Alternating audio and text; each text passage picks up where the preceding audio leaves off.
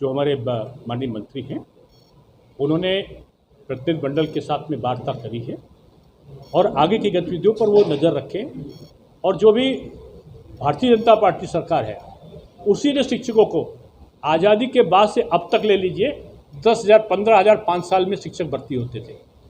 1.5 लाख, मैं संख्या बोल रहा हूँ, 1.5 लाख शिक्षकों की भर्ती उत्तर प्रदेश में 4.5 साल में हुई है और एक भी शिक्षक की भर्ती में किसी प्रकार का कोई विवाद नहीं हुआ है।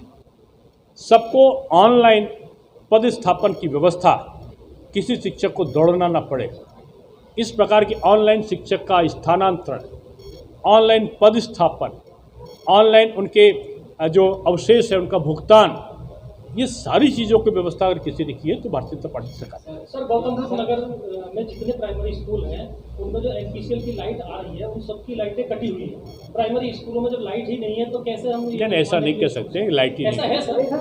और अगर कहीं ऐसी कहीं शिकायत आएगी तो अभी मैं जिला प्रशासन से बात करूँगा। चीज़ें थी और जैसा आप जानते हैं, कोरोना ऐसे संक्रमण काल में भी जब पूरी दुनिया की गतिविधियां बंद थी, तब उत्तर प्रदेश में एक साल में सारी गतिविधियां जब पूरे देश में बंद थी, तब भी 56,000 करोड़ रुपए का इन्वेस्टमेंट आया है उत्तर प्रदेश में। यह उत्तर प्रदेश की कानून व्यवस्था में हुए सुधार, ईज ऑफ डूइंग बिजनेस, विभिन्न उद्योगों के संबंध में हमारी पॉलिसीज और सरकार की पारदर्शीपूर्ण नीति के कारण संभव हुआ है। आज 1,61,00,000 लोगों को लघु उद्योगों में, वन डिस्ट्रिक्ट वन प्रोडक्ट्स में या अन्य चीज़ों में अप्रत्यक्ष रूप में रोजगार मिला का सृजन हुआ है। सिंह के नाम पर ये विश्वविद्यालय होगा।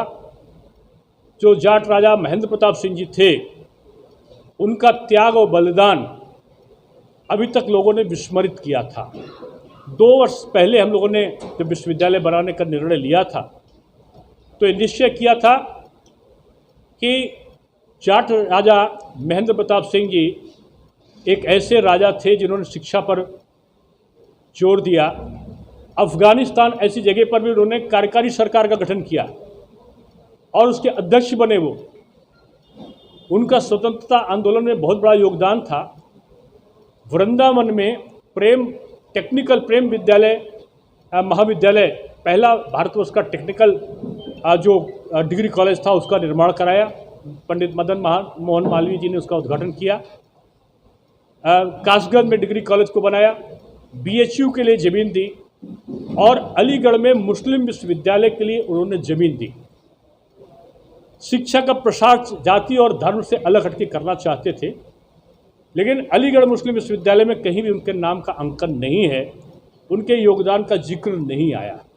डीएपी खाद में सब्सिडी देना, एमएसपी मूल्य को लगातार दूसरी बार बढ़ाना, किसानों के खातों में सम्मान राशि को पहुंचाना, 18 से 22 घंटे तक का बिजली गांवों में देना, हर घर नल की व्यवस्था को करना, गैस का कनेक्शन गांव-गांव फ्री में उपलब्ध कराना, महिलाओं के सम्मान की रक्षा के लिए घर घर शौचालयों का निर्माण कराना, गांव-गांव प्रधानमंत्री आवास का वितरण करना, ये जाति और धर्म से ऊपर उठकर जो भारतीय जनता पार्टी सरकार ने किया है, आज विपक्ष में घबराहट है।